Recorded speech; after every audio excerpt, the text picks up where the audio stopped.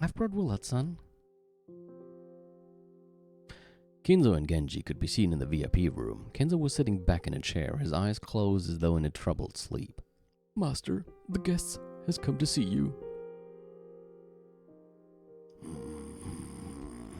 Kinzo slowly opened his eyes. Those eyes were red from crying. They regained their focus and slowly fell on Will.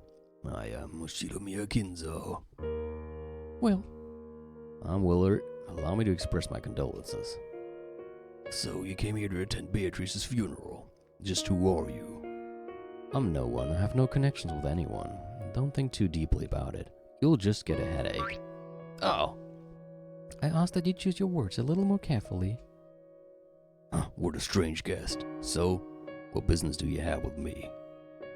I want to ask about Beatrice. What? Kinzo's gaze grew sharp. Leon felt a bit lightheaded and wondered why this guy had to be so direct. Why do you ask? You're no one, aren't you? Why you want to know about Beatrice?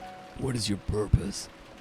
Because I'm no one. I can listen to your tale impartially and record it. You'll probably leave this world before too long. If you die without telling anyone anything about Beatrice, your children will adorn Beatrice with whatever tale they please, writing that into their memories. You entertain me, boy. Do you plan on writing my will for me? But that is none of your business. Beatrice is mine alone, no matter what other people say. No one can defile or tale. What they say is of no consequence, no matter how Klaus and the others misconstrue it. It will be neither painful nor vexing to me. Willard-sama, the master is not fond of wills. He is not the sort of man who would abandon a task so that it might be performed after his life ends. Probably true. I thought it sounded a bit unlike you. The ability to struggle on as long as we have life is what makes us human. You think I would give up so soon and leave behind a will?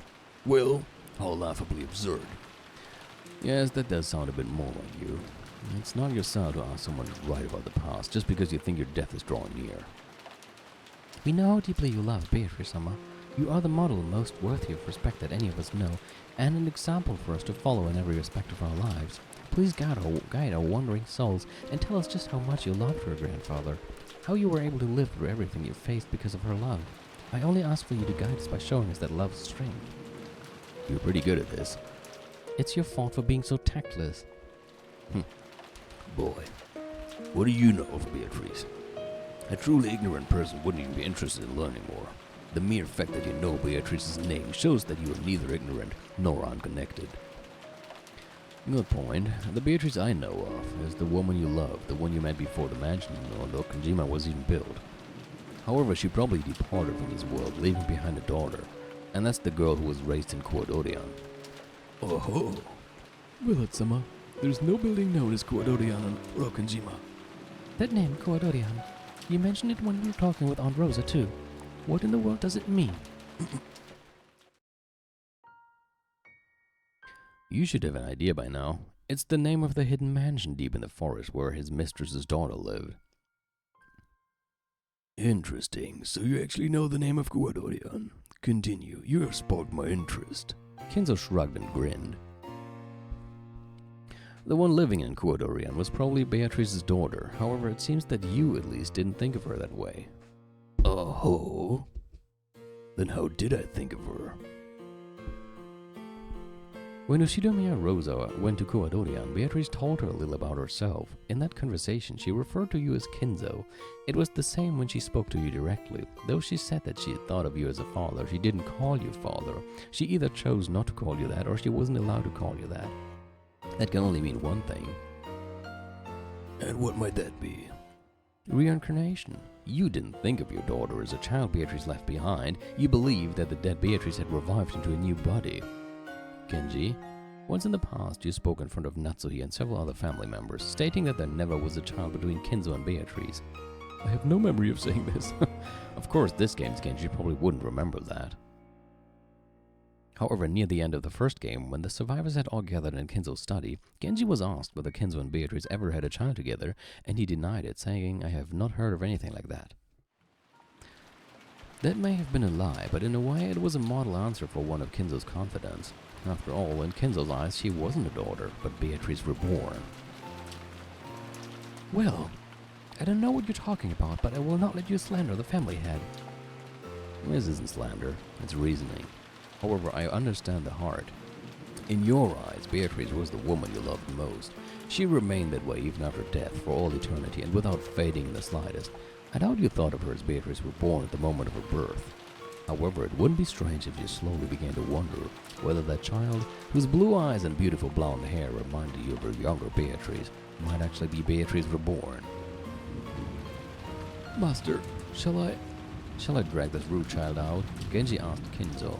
For a while, Kinzo hung his head in silence, as though remembering something from his own past. Your daughter grew to be beautiful and nearly identical to her mother. You must have been ecstatic.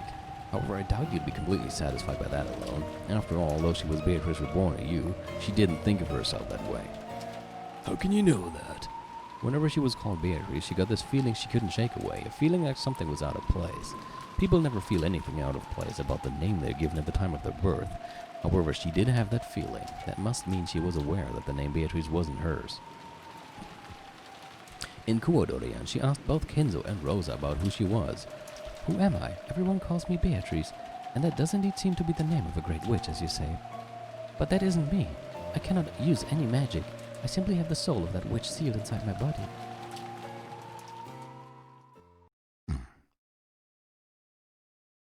Her memory would have returned eventually. She must truly have been Beatrice reborn.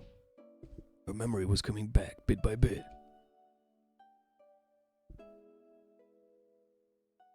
Weird noises. My magical ceremonies were helping her regain her memories one little bit at a time. Head-sama. Head-sama is weird. There's no need to be surprised. If you line up the information in all the games so far, this is the obvious answer you get. The high-level Beatrice talked about this. By metaphor, she said that Kinzo refused to let the witch's soul escape even after death, and instead caught it and locked it up in a body of flesh. She also said that her power and memory had been sealed. If you match that interpretation of hers to this theory, it all makes sense. Willet Summer. Thanks to powerful magical ceremonies, the master gained a reborn child of the dead Beatrice Summer. That cannot be denied. I won't deny the stork, and I don't intend to doubt the depth of Kinzo's love for this woman called Beatrice. How a man shows his affection for a child who's the only living reminder of her mother is no one's business. If she grew to look more and more like Beatrice, and Kinzo's love gave rise to a new, special emotion, I find that a very human reaction. You think you can understand my love? I'm not qualified to understand it. However, I'm also not qualified to deny it. Oh, Beatrice, please forgive me. Kinzo sobbed quietly for a while, wiping away his tears. Because of love, he believed she was Beatrice reborn and raised her that way. It's kinda messed up considering that it was his daughter, if this is true. However, somewhere in his heart he might have felt pangs of conscience, telling him that he might be forcing his emotions on someone who wasn't really Beatrice. Then the Beatrice of Kuodorian had an unexpected guest, Rosa. That woman simply couldn't believe that she was the Beatrice Kinzo desired. She couldn't stand the fact that she didn't understand who she was, and she wanted to escape to the outside world.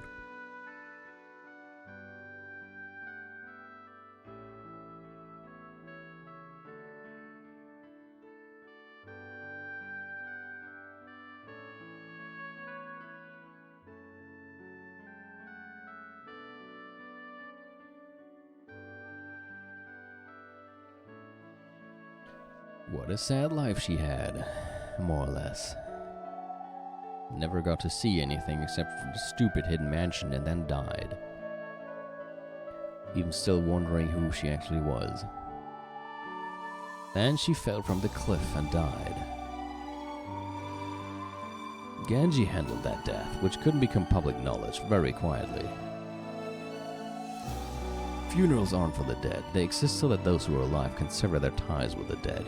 You could never do that. That's why it festered within you. Beatrice, oh. Grandfather. You lost your mistress's daughter. No, you lost Beatrice twice. Unable to let that sorrow show on the outside, you kept it locked up in your heart, and it eventually festered and turned to madness. That's what spurred on your abnormally strong interest in the occult in your later years. Oh, Beatrice. Why did you leave me twice? Your smile, that beautiful hair, those eyes. Why did you die in my arms not once, but twice? Is that how much you are? By now, Kinzo wasn't even trying to suppress his sobs. He sometimes scratched at his head in anguish, sometimes faced the heavens like an opera singer.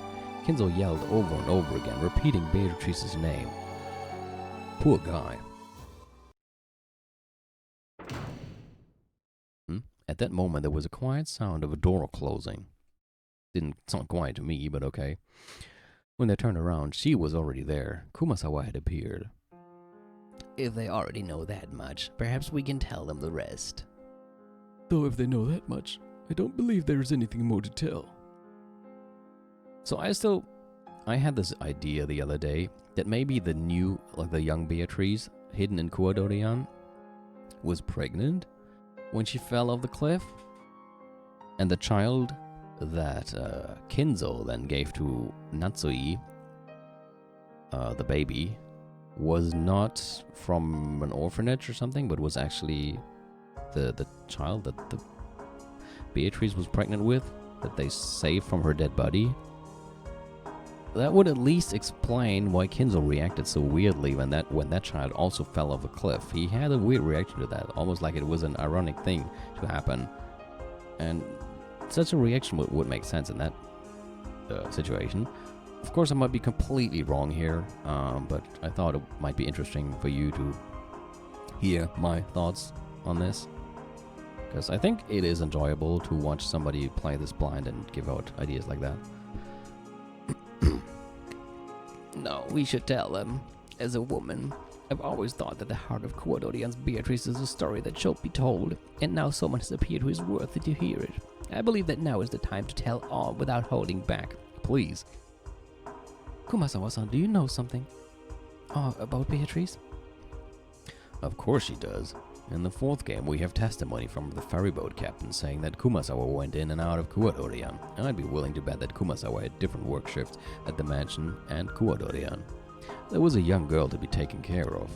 Kumasawa, with a long experience in taking care of children, must have been of immense value. That is correct. You might even call me her wet nurse. No way. I can't believe it. So everything Wilson is saying is the truth. Yes, it is a fact. A secret mansion was constructed on the opposite side of the island for Beatrice-sama. Kuwadorian's existence is truth. I don't know when Kinzo married his official wife, but at that time he already had an enormous store of wealth and had bought Rokkenjima whole. He then built 2 mansions and set up 2 separate lives. Kinzo's children had also been aware of Kinzo's clandestine eccentricities at the time. Probably hadn't been easy to maintain 2 separate lives. I just hope he won't wake up again right away. Moreover, Kinzo's wife had been suspicious and had sniffed around all the time. The master stayed in Kuwadorian as much as time allowed. He would sometimes pretend to go on a business trip and stay there for several days, treasuring the time he spent with Beatrice-sama. It was not a father-daughter relationship. You could sometimes catch a glimpse of his great love for the dead Beatrice-sama, and it was a heartwarming thing. The way you say it makes it sound like he sometimes treated her as a substitute for the dead Beatrice. Oh, if it sounded that way, my apologies. Beatrice-sama probably accepted her father's love. However, I will not deny that she was sometimes forced to bear a love she didn't understand. Kumasawa's tone made it sound as though she was scolding Kinzo. As a mother who had raised many kids, Kumasawa had probably spotted that Kinzo's love was sometimes misplaced. However, the more she grew to look like her mother, the more distorted and twisted Kinzo's heart became. Because of his deep love, it grew very, very twisted. You're right to scold me, my friend. I understand. My love is eternal and undying. However, I must acknowledge that I poured that affection onto the wrong person. Grandfather, wait, you don't mean... Leon-sama, all humans in this world are tied to each other. Even if they do not notice, there's always some sort of tie. Those ties wrap themselves around people and bring them together. No way, grandfather. Just as Kinzo had done, Leon also wiped away tears and stared down at the floor. Apparently the truth had been too much of a shock for the young successor to handle.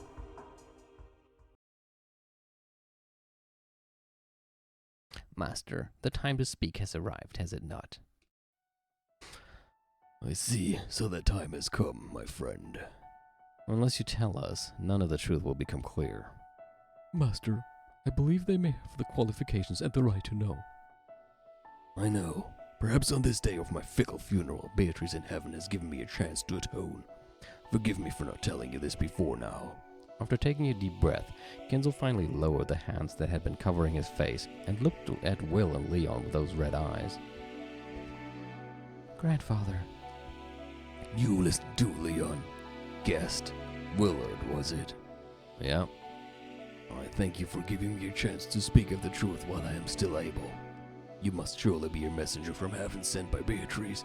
You have my gratitude. Beatrice isn't the one you have to thank. That was just a witch. Well, I guess they're both witches. I do not care who it was. I have been given a chance. That is enough. Thank you, Willard. Kinzo slowly stood up and held out his right hand. He was offering to shake hands. It must have been Kinzo's way of expressing his gratitude. Will responded. Then the two hands gripped each other tightly in silence. When they did, a bright light poured out from the gap between the two hands. Will felt as though something the size of a grain had burned itself into his palm. It was the power that Bernkastel had given him. The light grew brighter and brighter. However, it seemed that Kinzo and the others couldn't see it. Now I will speak. I met Beatrice. Beatrice Castiglioni.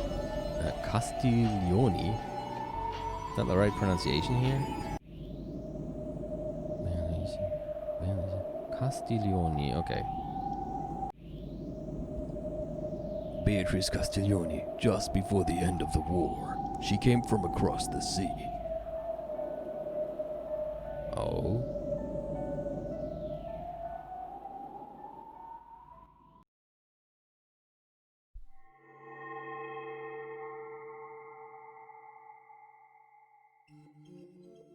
Is that Kinzo?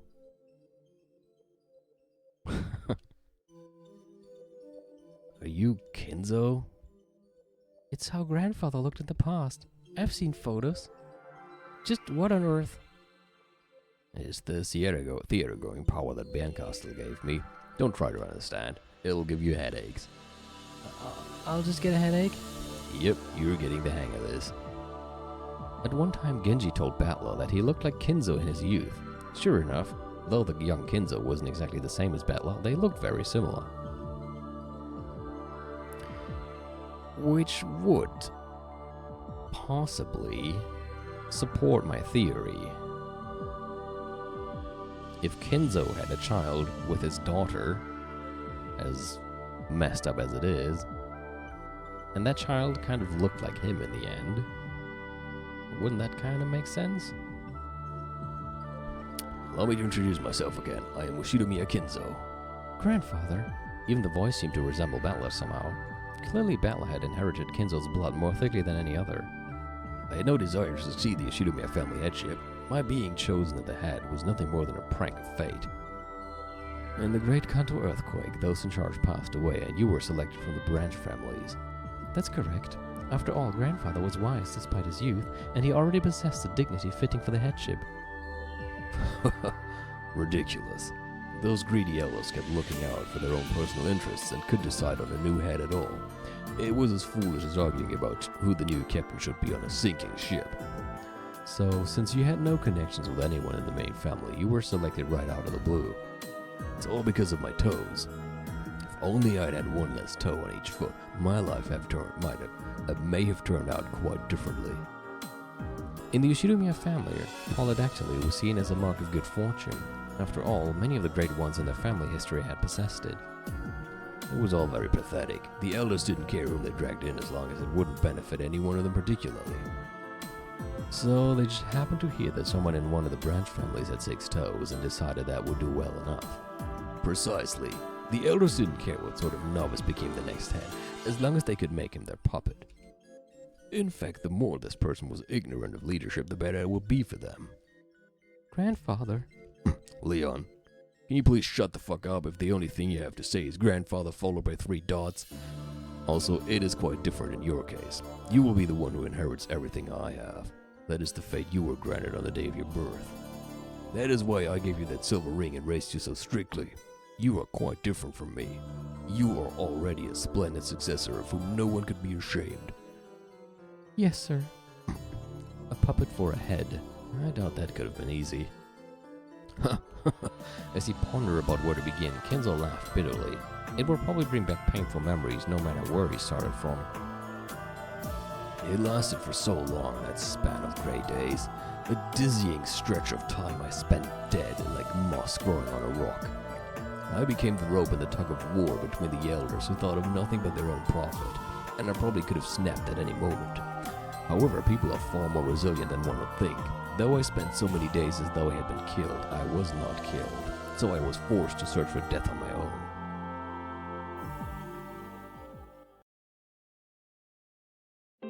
Before I realized it, I had reached an age at which the young would laugh at me if I tried to call myself young. That dizzyingly long stretch of grey was left completely empty. It lasted for a full 20 years. In 20 years, a person can be born, find a purpose, and even become their own man with their own place in the world. In short, if one truly becomes a human, only when they have become a working adult. Then I spent a period of time long enough to create a human, doing nothing but playing the part of those greedy elders' puppet. Ironically, though that time aged my body, it did not age my mind. My mind alone was still as young as it had been during those rich, happy days before I was summoned to Odawara, and yet my body alone grew older and older. Eventually, the vast gap between the two reached almost incomprehensible levels, so I could hardly believe that the worn-out man in the mirror was really me. No, it really wasn't me. The head of the Yoshidomiya family was just a name. It had no power. It didn't require that I have any independence. There was no need for me to get involved with anything. I was just a doll sitting there on the doll rack gathering dust. I remembered nothing but lazily flipping through Western books I liked, locking myself up inside my own world, doing nothing but playing with roses and drinking terrible drinks. And it lasted a full 20 years. Before I knew it, I suddenly had a wife I did not know. It wasn't any wife I had chosen. Oh, I guess that probably also explains why he didn't exactly like her that much. I mean, I don't think he ever said it openly, but from everything we've learned so far, it never sounded to me like they were a loving couple. So, but if the other family elders just chose one for him, that would explain this. Probably just chose somebody because of business stuff. It was the daughter of some noble family that the elders had chosen and forced on me for their own reasons, but that did not matter to me. I did not love my wife, but neither did I dislike her. I just didn't care. I fathered a few children, but that wasn't out of love for my wife. They were just born before I knew it. That's all there was to it.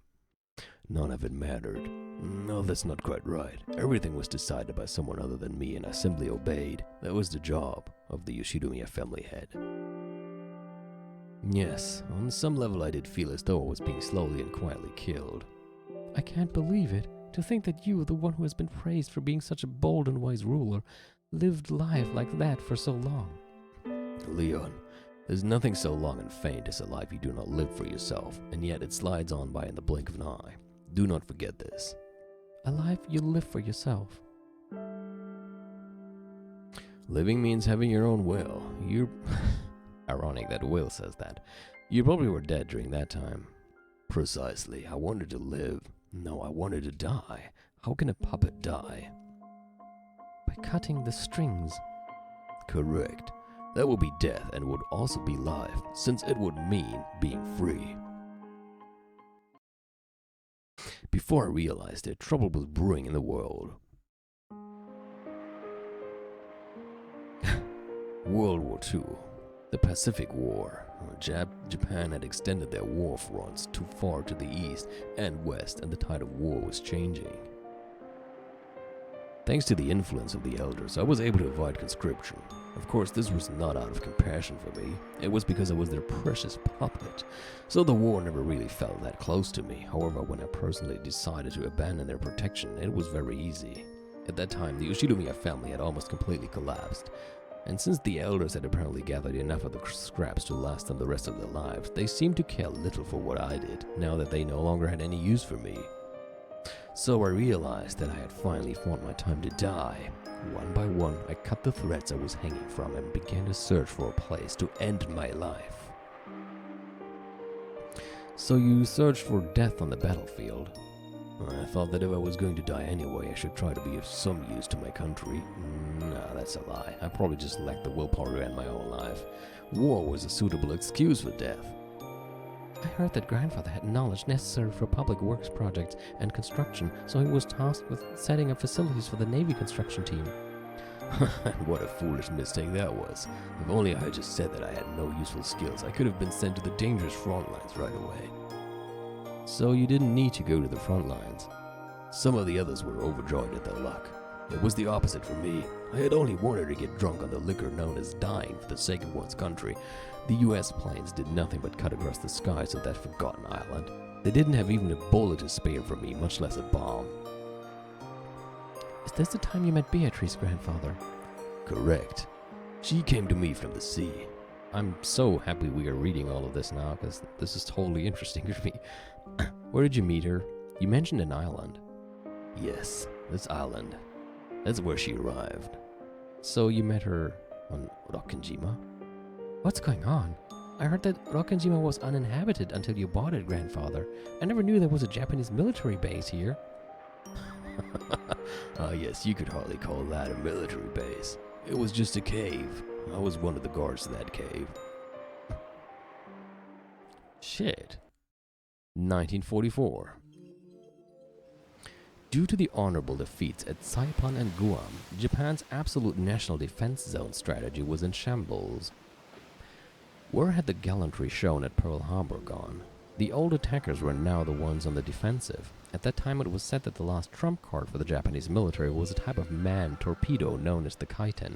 It was said that these ultimate weapons, packed with 1.55 tons of explosives, were capable of sinking any kind of warship with a single blast. Would those explosives happen to still be on the island and cause the Rokkenjima explosion accident in 1986? To strengthen homeland defense, the Navy drafted a plan to build a string of hidden bases from Hachijo Island to Yokosuka, all to house submarines loaded with Kaiten torpedoes. I knew that there was a Kaiten base constructed on Hachijo Island, but was there actually one on Rokkenjima too? What fool decided it would be a good idea to plant a base on this desolate island? To be better preserved its secrecy? Oh, ridiculous. I could never understand what the high-ups were thinking, and I didn't particularly want to. The Kaiten, which could finish off a large warship with a single strike, truly was an ultimate weapon. It was hoped that the presence of submarines capable of loading these weapons in the waters just off of Japan would allow for a powerful sea ambush as a final line of defense. So, to aid in the establishment of a base with absolute secrecy, the uninhabited island of Rokkenjima was raised as a possible candidate. An investigation of the island resulted in the discovery of a large cave in the cliffs, and this was apparently deemed to be a suitable location for a submarine base. So you were tasked with aiding in the establishment of that base. Establishment? Certainly, if you can call digging out a cave establishment. Not only that, the base was abandoned before its completion. Why? Because at that time Japan no longer had any submarines large enough to transport a Kaiten torpedo. How truly laughable. What's the point in having a submarine base if there aren't any submarines left? If there's one thing that never changes, it's politicians and their meaningless projects.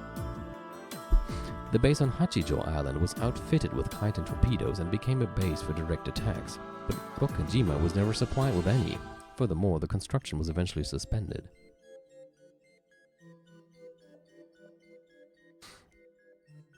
And a minimum number of men were stationed on the island, waiting for orders from above that never came. Could the fact that it was a hidden base actually have sealed our fate? The higher-ups had already completely forgotten about this useless and pointless cavern. We were nothing more than guards for a mere cave. This reminds me of an episode in one of the Twilight Syndrome games, which I translated on my channel, by the way. We spent our days farming, fishing, and playing with the dirt, all the while gazing up at the American formations flying past. Some of our groups were relieved at the prospects of the war ending before anyone remembered we were here, and before any of us had to face a real battle. Of course, it was the opposite for me again. I hoped and hoped for the American troops to advance and kill me as soon as possible. Those days were empty and blank. Let us go back to the turning point in my life and my fate, the time that Ushiromiya Kinzo finally became truly alive.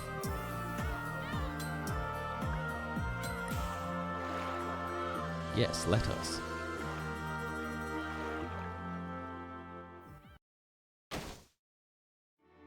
Step it up. What are you doing slacking off when the fighting's so close? Stars seemed to spin around inside my head. I could just lie down on the floor, but that'd only make him more angry. I've got no intention of being obedient. Still, it'd be stupid to get myself punched for no reason, so I got up and stood at attention. The fighting's close, is it? You really think the American troops are likely to show up on this forgotten island? Then let them come right now. That's what I've been waiting for all this time. What's this cowardly look you're wearing? Is this how afraid you are of death? Are you so scared of those Americans? You won't be killing any of them with an attitude like that. I got hit again. Could you please quit your whining already? Filthy cowards. They let themselves be controlled by this inexplicable anger because it's the only way to distract themselves from their own fear. Heart and spirit aren't of any use when the battle becomes hopeless. When trapped by an insurmountable hopelessness, humans tend to rely on several other emotions to escape their fear. For these young, inexperienced soldiers, anger was a very convenient emotion to fall back upon. Anger is the wine they used to paralyze their fear. It made them chant, "Damn the British, damn the Americans," as they swung their bamboo spears around and called it drilling. The more wine you drink, the more you need to drink to get drunk. Their useless anger continued to pile up day after day without pause. I did not fear death, so I had no need of the wine called anger. This made their cowardice all the more apparent to me. What's the look in your face? Ushinomiya, you've lost your nerve down to the very soul. You're a fish, that's what you are. You've got the eyes of a dead fish. However, it went both ways. Just as I was able to spot their cowardice, they were able to pick up on my lethargy.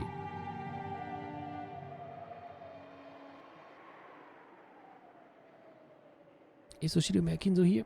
The lieutenant is looking for you. Stand up. No slouching about. Double time. First Lieutenant Yamamoto was the commanding officer in charge of the Rokkenjima garrison. I read that as first, as in first it was him and later it was somebody else, but it's First Lieutenant, like it's his title. Sorry. First Lieutenant Yamamoto was the commanding officer in charge of the Rokkenjima garrison.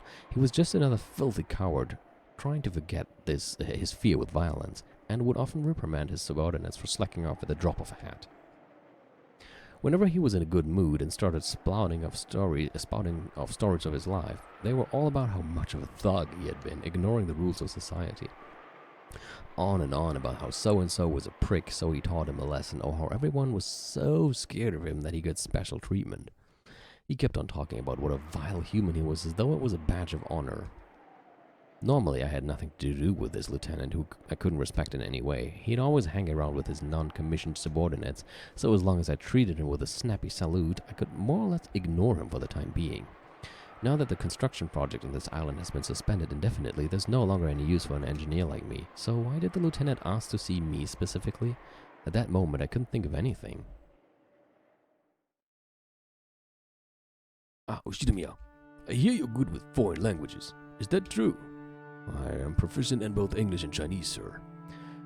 The lieutenant liked to brag about his education in front of the non-commissioned officers, but he held a bit of a grudge against me for being even more highly educated than him. Since he also felt uncomfortable about having a subordinate who was older than him, I wasn't exactly the type he'd be willing to confide in. Just the fact that I knew several languages must have hurt his pride. What about Italian? I don't speak that. So you wouldn't be much help as an interpreter between me and an Italian person, would you? It should be possible if they can speak English as well. Oh, yes, very true. Have you ever talked with a foreigner in English? I have. Why on earth would he need an interpreter in a cave on an uninhabited island that even our superiors forgot about? His question made it clear that some guests had arrived on Rokkenjima who would need an interpreter. Good, Ushinomiya, you'll be my interpreter. That's an order.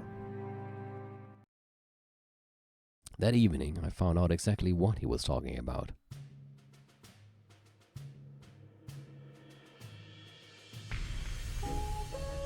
That pointless submarine dock in the cavern that had never been used was now being approached slowly by a submarine of the Italian Navy. Of course, I knew that the Italians were our allies. However, this was the first time I'd seen anything from their military with my own eyes. What was the Italian Navy doing here? Didn't Italy surrender in 1943? What's going on? It was the Kingdom of Italy that surrendered. However, those who couldn't accept that surrender joined Mussolini and formed the RSI so that they could continue fighting. The RSI? The Italian Social Republic, also known as the Salo Republic. You know your history. The ignorant often call the Italians cowards, saying that they surrendered first of the Axis powers in 1943. That's not true. The military of the Italian Social Republic fought bravely from the outbreak of war until April 29, 1945. And Berlin just fell 3 days after that. Far from being cowards, they gave one hell of a fight. Still, I'm surprised the RSI Navy even had possession of a submarine that could travel all the way to Japan. Even if they did, it's a surprise that they'd come out this far at all. Why would they come to Japan? To Rokkanjima? The submarine was both weather-worn and massive. I doubt anyone had even imagined that a foreign submarine would come all the way out here, when we never even had one of our own submarines docked. All of the guards on Rokkanjima, of which there were only about 30, stood at attention as the submarine docked. Never seen the Italian military before. I heard a mine or some accident trashed their sub.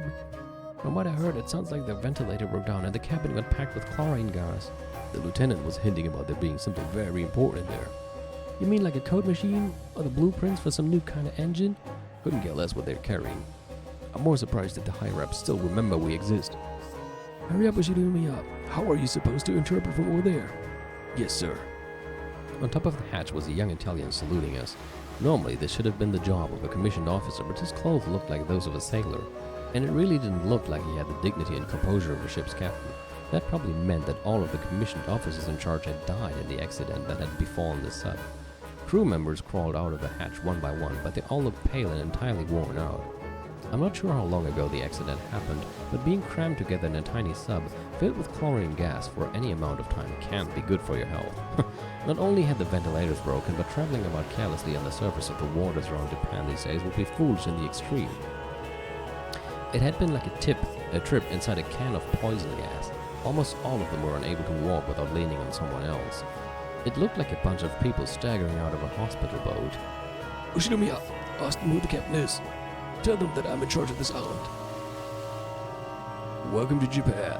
Do any of you speak English?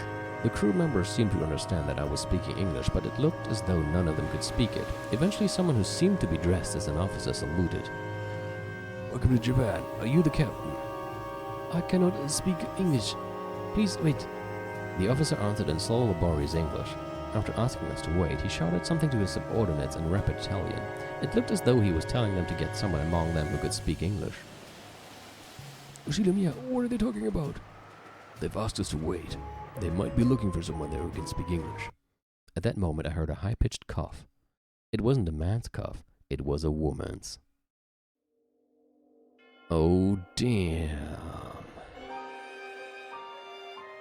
And there she is. The first and true original Beatrice, huh? I speak English. As she came down from the hatch, a woman with beautiful golden hair said this in English. In this filthy cavern, the appearance of one as beautiful as she was seemed like an angel descending upon us. Welcome to Japan. Is the captain there? The captain is dead. That man over there is the only officer left. My condolences. Can we do anything to assist you? We'd like some fresh air and water. Some of us are still having trouble breathing, and we'd like a place to rest. We would be happy to help. Do any of the others understand English? The ones who did are all dead. I'm the only one left. Umineko, what's that woman talking about? Who's the captain? That man from a second ago? Who's that woman? Get translating already, god damn it. The lieutenant has been yelling like that for a while now. He must have been surprised to see such a beautiful woman appear from a submarine, and more than a little annoyed to see all of her attention focused on me alone. It was a mark of how divinely beautiful she was. Sir, it seems that she's the only one who understands English. She will act as their interpreter. The captain is dead. That officer seems to be acting in his place. Who's that loud man who keeps yelling at you? Don't tell me he's your superior. Unfortunately, he is. He probably doesn't like seeing me have such a beautiful lady all to myself. Oh, I didn't expect flattery from an Asian. Your English is superb. I imagine you've been brought up very well. Unlike that rude man who keeps on shouting. They should have made you the officer in charge around here. Oh, and I never expected flattery from a Westerner. You're an interesting man. What's your name? Oshidomiya, Kinzo. If you don't mind, may I ask for your name as well? Beatrice Castiglioni. Welcome, Beatrice. Welcome to Japan. That was when I first met Beatrice, the woman who would capture my heart for the rest of my life.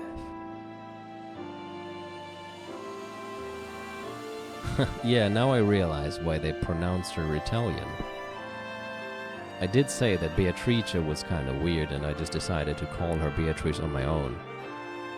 So Beatrice was an Italian. I'm not going to change it now, though. Yes, she was the daughter of a high-ranking RSI official. Apparently the most important cargo was her father himself. Sadly, he had already died by the time they'd reached Rokkenjima. Why would a high official like that come to Japan? You're saying he went through the Suez Canal and across the Indian Ocean to come all the way here? That's a good point. If they wanted to reach one of their allies, Germany should have been much closer. So why would they make the long trip to Japan? It may have been part of some grand outrageous strategy. I don't know all the details. But shortly after, I learned that the submarine's mission was far from a minor one.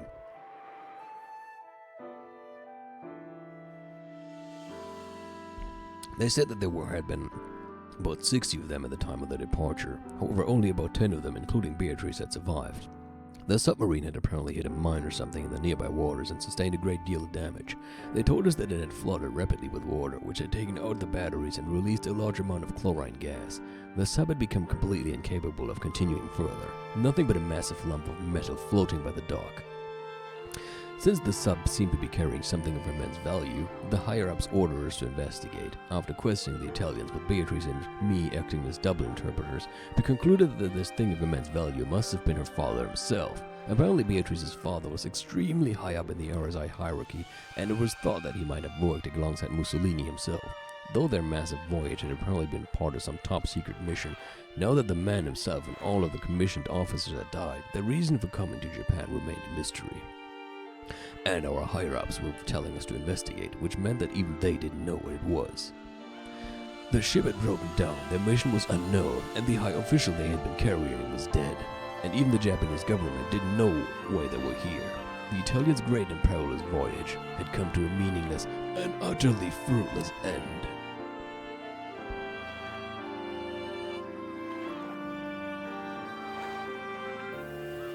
That's a relief. I always assumed the seas of Japan would smell like soy sauce. What a coincidence. I've always thought Italians had hair made of pasta. Of course we do. You don't know how hard it is to get that perfect al dente texture. I imagine you Japanese all wear spaghetti al nero. I see you've done your homework. In Japan we use squid ink instead of shampoo. They get along well. You really are amazing, Kinzo. It seems you know everything. Have you ever been to Italy? Never. I have read a lot of books though. An Asian man reading Italian books? Wow, what kind of books? Niccolo Machiavelli and Dante Alighieri. So I know, of course, that you're the eternal lady. Oh, what a surprise. You must be quite the bookworm. Does this mean you came from some Japanese noble family? Who knows? You're completely different from those other savage-looking Japanese soldiers. I can tell. You must have come from a noble family. Are the Yoshidomiya some sort of Japanese aristocrats? Of course not. They just managed to strike it rich in the spinning industry in recent generations. I didn't study all that as part of some noble's hobby. I just did it because I wasn't allowed to do anything except read, play around with roses, and get myself drunk. There had been no trace of malice in Beatrice's words. It had just been a curious question asked to a friend from a faraway country. However, Beatrice was from a noble family herself, so she could tell. She could see the faint, gloomy look on Kinzo's face. Forgive me, Kinzo. I didn't stop to consider why a high-class person like you would choose to take the position of a common soldier. I don't give a damn about my family line. When I die, the name Yoshidomiya will have no hold on me. Then I'll finally be free. So you joined the army because you wanted to die? You mustn't do that. Your family would be so sad. Family? I have no family. I have a wife for the sake of public appearances, and children. However, I've never wanted any of them. Everything is a fleeting daydream created by those selfish, greedy elders. So at least while I'm on this island, I can forget about all of that and find some peace. Peace? But haven't I spent each and every day complaining that I wasn't sent to the front and haven't managed to die yet? I can't understand the pain you're going through, but I do realize that my thoughtless words have hurt you. Forgive me, Kinzo. Forgive me, Kinzo. Yes, though it's words are probably what did it. All of the Japanese called me Yoshidomiya. It reminded me that it was the property of the Yoshidomiya family every time they talked to me, but she was different. She called me Kinzo, not Yoshidomiya. So maybe just for the time I chat with her like this, I can forget that cursed family. Kinzo. I hadn't meant to make Beatrice feel guilty, but she seemed certain that her thoughtless words had hurt me. Thank you. Huh? Since you always call me Kinzo, I finally feel like I'm my own man. I think that I've finally met a person who truly sees me for who I am. Kinzo, you may be a foreigner I met in a distant land, but I can tell you that your heart is sensitive and beautiful. If we had grown up in the same neighborhood, I'm sure we would have become fast friends. I'm happy too. You always call me Beatrice, not the daughter of the Castiglione family. We were both in the same position.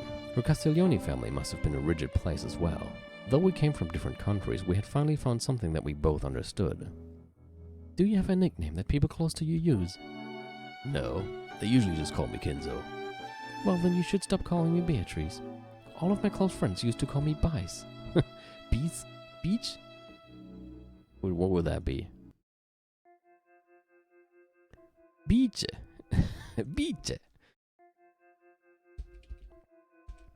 I'd like you to call me that too. Very well. From this point onwards, allow me to call you Beach as a sign of our friendship. Ah, come on. Don't be all stiff like that. We're already friends, okay? A bright smile stretched across Beatrice's face. No matter how many decades pass, that smile will never fade from my memory. So by meeting Beatrice, you managed to regain your sense of self. Or as most people would put it, he cheated on his wife. If you plan to continue being rude, I suggest you get in the habit of covering your butt. After having his butt pinched once more, Will hopped around in pathetic agony. So in your eyes, grandfather, Rokkanjima was always special because you first met Beatrice here. Indeed. If I had never come to this island, I would never have met her. It truly is an island of miracles.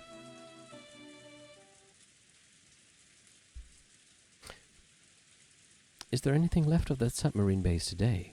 Yes, it's still there, near Kuwadorian. It's in the shadows of a cove that can't be seen from the outside. After all, fishermen never approach this supposedly ill-omened island. It's unlikely that anyone besides me still knows of its existence. Is the 2-kilometer-long underground passage between Kuwadorian and the mansion a remnant of that base? That is correct. There was some nonsense about fortifying several locations across the island and connecting them with tunnels carved out of limestone caverns. I made use of that underground passage and built 2 mansions, one at each end of the island. 2 mansions, 2 families, the Yoshidomiya family mansion and a mansion for the Kinzo released from the shackles of the family. Correct. It was something I needed. Another place for me to escape from the cursed name of Yoshidomiya.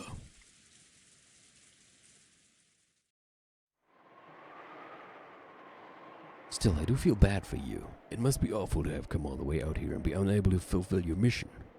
I don't really know what Papa's plan was. He said we needed to run far away to hide it until the time came. And what is it? I don't know. It was something very important, and he planned to hide it for many years until the right moment. Oh, and he planned to hide himself along with it. I know because he apologized to me for sending us to live a long time on foreign soil. Didn't that second lieutenant of yours say that you had no cargo in particular, and that you were transporting your father instead? Lieutenant Angelo doesn't trust you or the others. Even I know a few things he's kept hidden from you. He might even know what Papa's goal was and what the cargo is. Whatever it is, that's a mission for the Italian military. It has nothing to do with us. After all, we're allies. We should be able to trust each other. I have no doubts that you're a good person, Kinzo. I even told Lieutenant Angelo that you're a man we can trust, but why is it that men always get so rigid and uptight when they're in a strange land? Normally, they're all very bright and cheery people. Ever since we came here, there's been this strange feeling of tension. Lieutenant Angelo has ordered that his subordinates be armed at all times. It's almost as though we're in enemy territory. That was true. The Italians were clearly the very opposite of relaxed. The Japanese soldiers watching this began to suspect that the Italians didn't really trust them at all. It's normal for a soldier. This is precisely the time for them to straighten up their guard so they don't embarrass themselves in front of their friendly army. They have a person stand watch every time they sleep. And they're still keeping a lookout to make sure none of you approach the submarine, even though it's nothing more than an unusable scrap heap now. It almost feels as though they're clearly prejudiced against the Japanese, and that bothers me. True, they had set up a constant sentry with the submarine and had refused to let any of the Japanese soldiers come near. This hadn't made the Japanese particularly happy. However, submarines are treated as classified in all countries. Maybe it was just natural for them to stop foreigners from approaching it without reason. They're probably uncomfortable with being made to live in a way they aren't used to. The boat that's supposed to take you back to the mainland is still being delayed by weather and problems up the command chain. Just how long will it take before they can send you there? We had been told that a boat was being sent for them directly from the mainland, but apparently thanks to the weather, problems up the command chain, and the recent air raids, they had no ships they could spare on a forgotten island like this.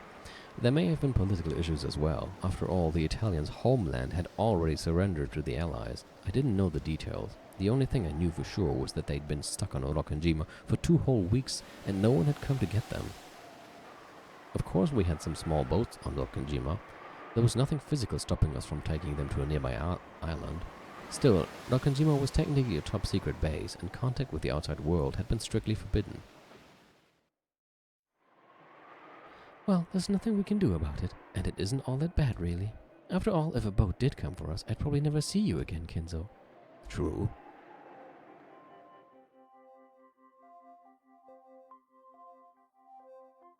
To me, those 2 weeks were the first I'd ever truly lived. The faint 20 years before all seemed to vanish in the sparkle of that pair of weeks. I realized that she'd have to leave this place eventually, and yet the single moment felt so rich and dazzling that I felt myself wishing it could last forever. Then I heard a voice calling for Beatrice in Italian. "It's Lieutenant Angelo. Looks like he wants you for something." Probably to scold me. These days he keeps yapping on about how I shouldn't get too friendly with the Japanese soldiers. The second lieutenant approached, saluting Kinzo, and after glancing at Beatrice as though asking her to translate something, he began to speak in Italian. Judging by his tone, it sounded like something serious. Lieutenant Angelo has something very important to say, so he wants to talk with your commanding officer. He wants your help with something. I don't know what. Something important? Got it. I'll go find Lieutenant Yamamoto. Lieutenant Angelo had 2 of his subordinates with him and wore a stern expression on his face. They didn't have to say anything for us to realize that this had to be something very serious.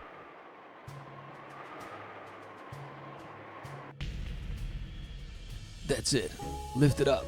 The winch creaked and the thick chains rang out with a dull clang. Very, very slowly, it was lifted up out of the submarine's cargo hold. Now I get it. So this is why those Italians didn't want us near the sub. The first lieutenant and the others looked up at what the winch was slowly lifting up, all of them wearing unpleasant, forced smiles. Unbelievable! So this is what Papa brought all this way? Incredible. I've never seen anything like this. What? Holy shit! So that's where it came from. Damn. I was wondering if they would just they just had some weird weapon with them. I should have thought of this. I don't know why it didn't occur to me that this could be what they had. I just kept thinking of some weird weapons, and then they just have fucking gold. It was a mountain of gold ingots. Those carefully piled bars were being slowly lifted out of the cargo hold, one group after another. This gold had been their true cargo. How the hell will all this end up with Kinzo, though? I don't know whether they were planning to take it. They might have been trying to sneak it into Japan, one of their allies, or they might have been on their way to hide it in some remote area. Was it some sort of strategy? A conspiracy? Embezzlement? Top-secret transportation of wealth? This incomprehensible amount of gold led to all sorts of dark suspicions, but we didn't know anything about the truth. All told, the gold weighed an incredible 10 tons. That was the only truth we could wrap our minds around at the moment. Holy shit, it's the gold. They had strongly resisted showing this to us. However, the submarine could no longer make sea, and it was apparently continuing to take in water bit by bit. Yeah, it would kind of suck if the whole gold just sank with the boat. Orokanjima had been outfitted in an extremely slipshod way, so we had no means of repairing it. Also, though we could unload the sub, there was no way we'd be able to lift it up again once it had filled with water and sunk to the bottom. Now that transporting the gold away had clearly become an impossible goal, they had apparently decided on unloading it. Of course, they made no effort to explain the reason behind all this gold. They just asked us to help them take it out. Why would they take so much gold out of the country? Couldn't they have changed the course of the war with this much wealth? Weapons change the course of war, but after the war they aren't useful for anything. Money can also change the course, but it remains just as valuable after the war. There's no longer any way to change the course of this war. The Axis powers will probably all surrender, leading to an Allied victory. Anyone could tell it simply by looking at the American planes flying across the sky day after day. However, gold does not lose its value after war. True, it also has the nice bonus that it is not a certain currency. So, like, imagine you bring all the currency of a country that then gets obliterated and the whole money is not worth anything anymore because, I don't know, the country just isn't there anymore and nobody will accept the currency or something like that. You would just be fucked. But if you bring gold with you, that works everywhere. Everyone stared upwards, dumbfounded, as the winch slowly lifted the dully sparkling gold.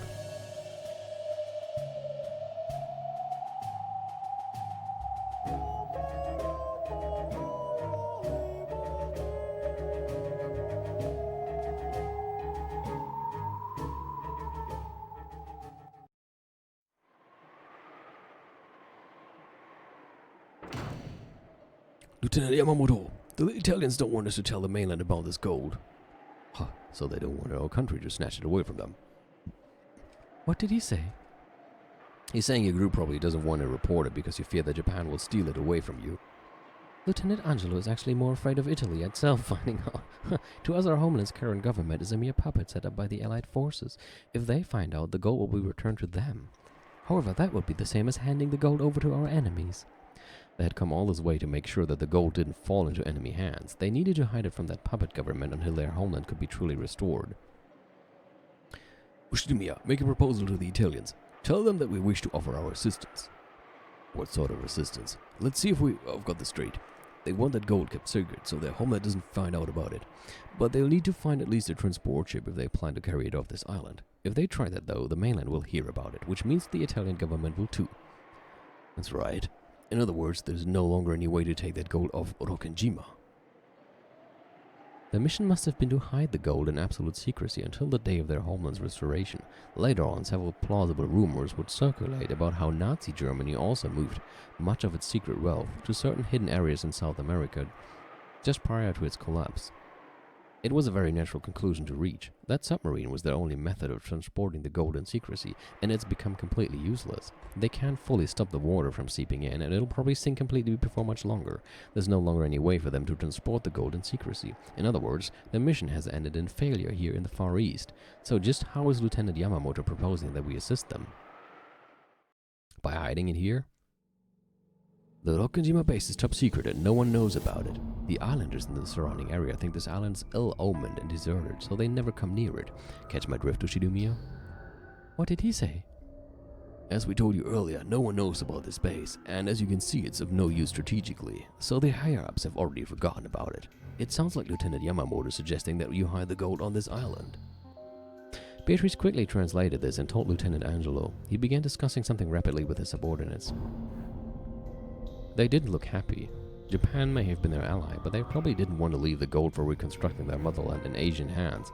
Still, it was hard to imagine any other option for them. It's a fierce debate.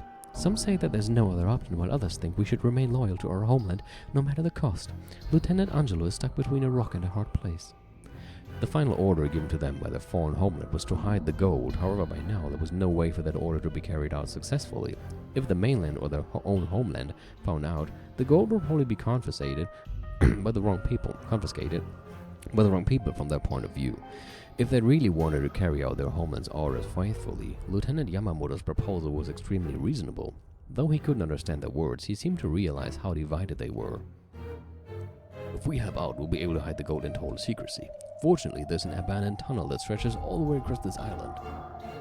He's saying that if you hide the gold underground and bury it on this island, no one will be able to find it.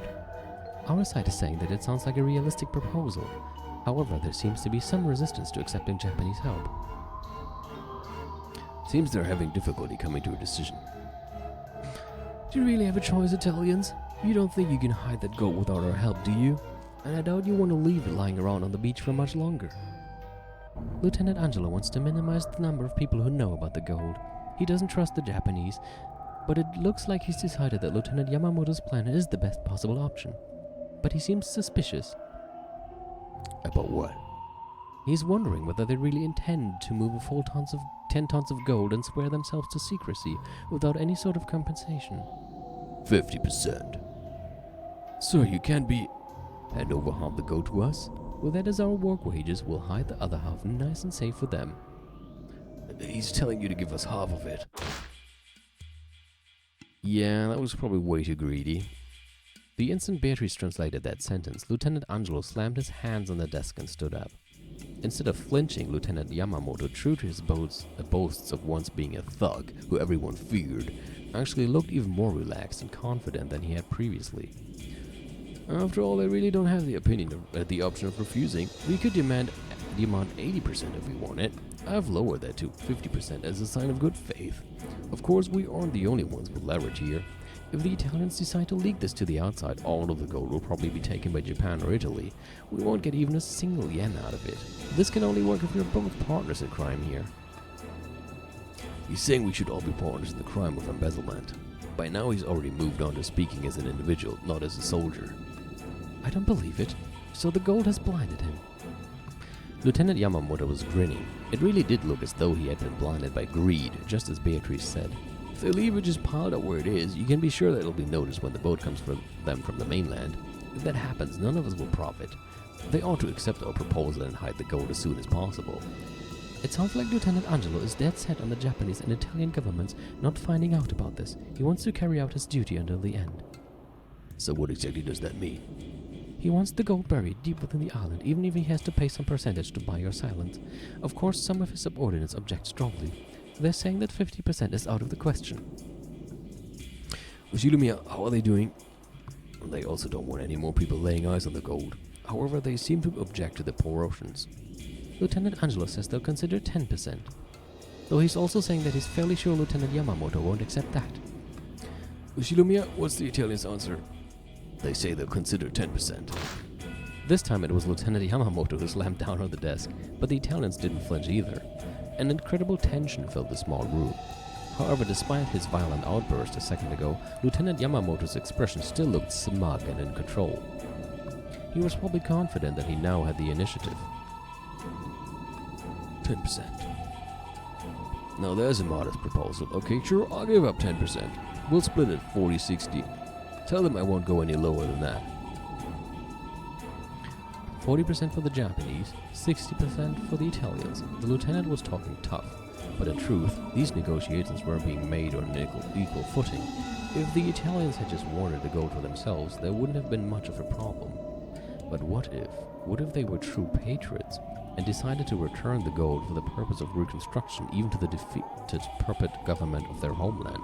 If so, they would probably report the existence of the gold to the Italian embassy. Eventually, the Italian government would petition the allied nations for the retrieval of their gold. It probably wouldn't all make it back to Italy, but it might be used effectively to repair and rebuild their battered towns. If that happened, Lieutenant Yamamoto and his friends would only be able to sneak out a few ingots at most. He was greedily planning to make this his own treasure island so that he and his subordinates could have an enormous fortune all to themselves. If he wanted to succeed, the Italians would have to keep the presence of the gold quiet. But there's one thing I don't get. If Lieutenant Angelo doesn't want to let anyone have the gold, he could have just let the submarine sink. Why did he have it unloaded? I'd rather not think about it, but Lieutenant Angelo might have started planning to embezzle the gold as soon as he realized that their mission would be impossible to complete. Right now he's asking his subordinates for their opinions, both as soldiers and as individuals with families waiting for them back home. The most straight-laced soldiers are furious. The discussion between the Italians was becoming fierce and emotional. Though their homeland had fallen, they had come all this way in accordance with its orders. They had probably been given this mission because they were particularly faithful and duty-minded troops. It seemed they couldn't just agree to a foreigner's proposal to embezzle and split up the gold. Lieutenant Angelo looked like he was doing all he could to calm the unexpectedly fervent rage of his subordinates.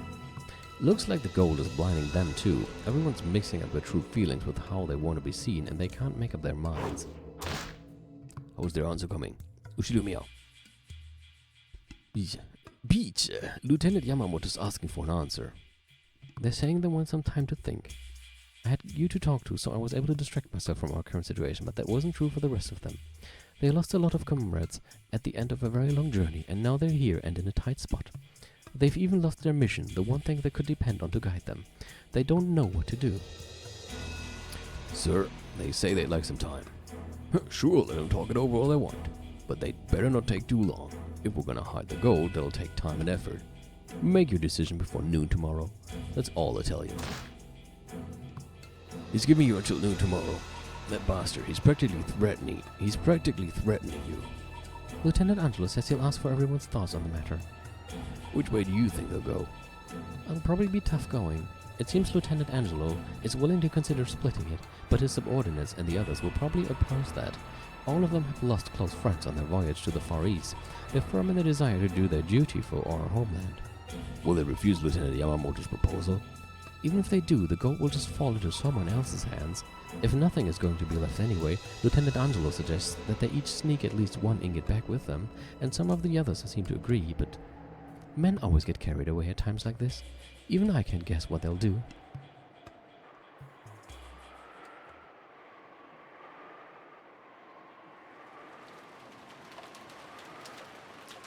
Well, and what exactly they will do is something for another day. Because it's almost 11 and this feels like a good place to take a break. Just saving everywhere again. Yeah. So I will stop the recording.